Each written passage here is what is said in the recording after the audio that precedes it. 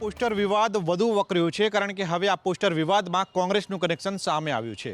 રંજન ભટ્ટ વિરુદ્ધ વડોદરામાં પોસ્ટર મુદ્દે રાજનીતિ ગરમાઈ છે। પોલીસે પોસ્ટર લગાવનારને પકડી પાડ્યા છે। પોસ્ટર લગાવતા સીસીટીવી ફૂટેજ સામે આવતા પોલીસ દ્વારા કાર્યવાહી કરવામાં આવી હતી, જેમાં યુથ કોંગ્રેસના કાર્યકારી પ્રમુખ હેરી ઓડની અટકાયત કરવામાં આવી છે। આપને જણાવી દઈએ કે કારેલાબાગ વિસ્તારમાં આ પોસ્ટર લગાવવામાં આવ્યા હતા। હાલ આ મુદ્દે ભાજપ કોંગ્રેસ આમને સામને આવી ગઈ છે।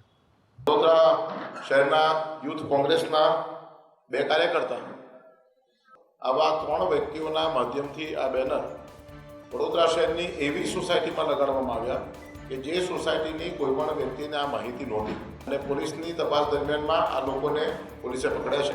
જો કોર્ટના અંદર રાતના અંધારાના સીસીટીવી વેલિડ ના ગણાતા હોય તો આવા મામલામાં રાતના અંધારામાં આવેલા સીસીટીવીના અંદર આ જ વ્યક્તિ જેવું પુરવાર તો થઈ નથી રહ્યું। એમને એક અંદાજિત રીતે એમને ઉપાડવામાં આવ્યો છે અમારા સાથી પ્રમુખને। 2023માં સુરતમાં પાટીદાર દીકરીઓ અંગે કરેલા નિવેદન મુદ્દે કાજલ હિન્દુસ્તાનીએ વિડીયો દ્વારા સ્પષ્ટતા કરી છે। કહ્યું છે કે હું ભાગી નથી, જાગી છું। એ સભામાં જે મને વિષય આપ્યો તો એ લવ જિહાદનો વિષય આપ્યો તો એ સભા સુરતમાં હતી અને લવ જિહાદના વિષયમાં પણ બોલવાનું હતું। જે તે વખતે જે ઘટનાક્રમ થયા હતા એ ઘટનાક્રમ સમસ્ત સમાજની સામે મૂક્યા હતા। એમાં બધા જ સમાજ આવી ગયા। હવે આ 5-10 સેકન્ડની ક્લિપ જો તો એ ભ્રમિત કરવા માટે જ ક્લિપ બનાવી છે, જેમાં એમ લાગે છે કે હું પર્ટિક્યુલર કમ્યુનિટીને ટાર્ગેટ કરું છું। આ સાથે જ કાજલ હિન્દુસ્તાનીએ માફી માંગવાની ના કહી છે। તેમણે કહ્યું છે કે 11 મહિના પહેલાનો આ વિડીયો છે, જ્યારે આયોજકોએ મને લવ જેહાદ મુદ્દે બોલવાનું કહ્યું હતું, ત્યારનો કટકો વાયરલ કરવામાં આવી રહ્યો છે, પરંતુ હું દરેક પરિસ્થિતિ સામે લડવા તૈયાર છું। ગઢડા ગોપીનાથજી મંદિર ટ્રસ્ટની ચૂંટણી યથાવત રહેશે, કારણ કે ગુજરાત હાઈકોર્ટે આ ચૂંટણીને લીલી ઝંડી આપી છે। ગઢડા ગોપીનાથજી ટેમ્પલ બોર્ડની ચૂંટણીને લઈને આચાર્ય પક્ષને હાઈકોર્ટે ઝટકો આપ્યો છે। હાઈકોર્ટના નિવૃત્ત જજની નિમણૂક કરીને ચૂંટણી યોજવાની અરજી નામંજૂર કરવામાં આવી છે। ગોપીનાથજી ટેમ્પલ બોર્ડ 21 એપ્રિલે યોજાનાર ચૂંટણી માટે કાચી મતદાર યાદી જાહેર કરી હતી, જેને લઈને મતદાર યાદીમાં નામ કમી કરાયો હોવાનો આક્ષેપ સાથે આચાર્ય પક્ષે હાઈકોર્ટમાં અરજી કરી હતી, પરંતુ હાઈકોર્ટે અરજી ફગાવતા મંદિરની ચૂંટણી યથાવત સમય યોજાશે। ચેરમેન દ્વારા એસપી સ્વામી સહિત આચાર્ય પક્ષને મંદિરને બદનામ કરતા હોવાના આક્ષેપ કરવામાં આવ્યા છે। એટલે કે આગામી 21 એપ્રિલ 2024ના રોજ ચૂંટણી યોજાશે અને તેની અંદર 29,000 જેટલા મતદારો મતદાન કરશે।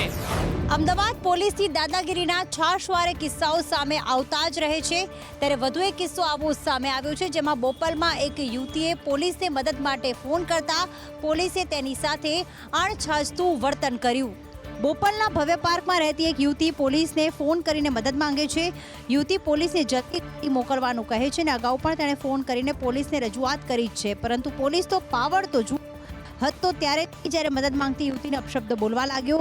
આપને જણાવી દઈએ કે મહાશય જેને ઓફિસમાં બેસવામાં રસ છે, પ્રજાના કામમાં નહીં। હવે જોવું એ રહ્યું કે જે પોલીસ કર્મી છે જેણે અણછાજતું વર્તન કર્યું છે તેની સામે કોઈ પગલાં લેવામાં આવે છે કે નહીં। અને આ વાત અહીંથી પૂરી થતી જ નથી, કારણ કે ફરિયાદી ઉપર પણ કેટલાક આરોપો લાગેલા છે। સુરત મહિલા કોન્સ્ટેબલ આપઘાત કેસમાં રોજ નવા ખુલાસા થઈ રહ્યા છે, ત્યારે હવે પ્રેમ પ્રકરણ સામે આવ્યું છે। શહેરના સિંગણપોર પોલીસ મથકમાં ફરજ બજાવતી મહિલા કોન્સ્ટેબલે ગળે ફાંસો ખાઈ આપઘાત કરતા ચકચાર મચી જવા પામી છે। આપઘાત કરતા પહેલા આ મહિલા કોન્સ્ટેબલે સુસાઇડ નોટ લખી હતી, જેમાં લખ્યું હતું કે કોઈ પર વિશ્વાસ કરવો નહીં। જે વ્યક્તિ ઉપર વિશ્વાસ કર્યો એ વ્યક્તિએ જ વિશ્વાસઘાત કર્યો છે।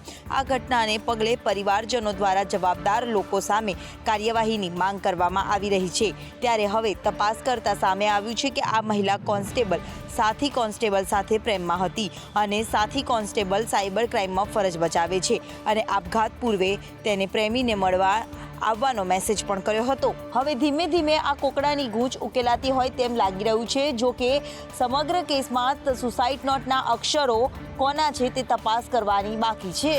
છોટાઉદેપુર અને બનાસકાંઠાથી જોખમી મુસાફરીના વિડીયો સામે આવ્યા છે, જેને જોતા તમે પણ કહી ઉઠશો કે આ તો હાથમાં મોતને લઈને મુસાફરી કરી રહ્યા છે। આ દ્રશ્યો છે છોટાઉદેપુરના। અહીં ક્રુઝર ગાડી ઉપર જીવના જોખમે આદિવાસીઓ સફર કરવા મજબૂર બન્યા છે। હોળીના તહેવારના પગલે મજૂરીએ ગયેલા આદિવાસીઓ માદરે વતન પરત ફરી રહ્યા છે અને તે વખતનો આ વિડીયો છે। ક્રુઝર ગાડીની છત પર સામાનના પોટલા ઉપર મોટરસાઇકલ અને મોટરસાઇકલ ઉપર મજૂરો બેસીને જતા આ વિડીયોમાં જોવા મળી રહ્યા છે। હવે આ વિડીયો જુઓ। આ છે બનાસકાંઠાનો વિડીયો, જેમાં વાહનોની ક્ષમતા કરતાં વધુ મુસાફરો બેસાડવામાં આવ્યા છે. વધુ પૈસા કમાવા નિયમોને વે મૂકી વાહન ચાલકો મુસાફરી કરી રહ્યા છે. આ બંને વિડીયો ટ્રાફિક પોલીસની કામગીરી પર અનેક સવાલો ઊભા કરી રહ્યા છે. જાણે કે સ્થાનિક ટ્રાફિક પોલીસ બેધ્યાન હોય તેની આ વિડીયો ચાડી ખાઈ રહ્યા છે.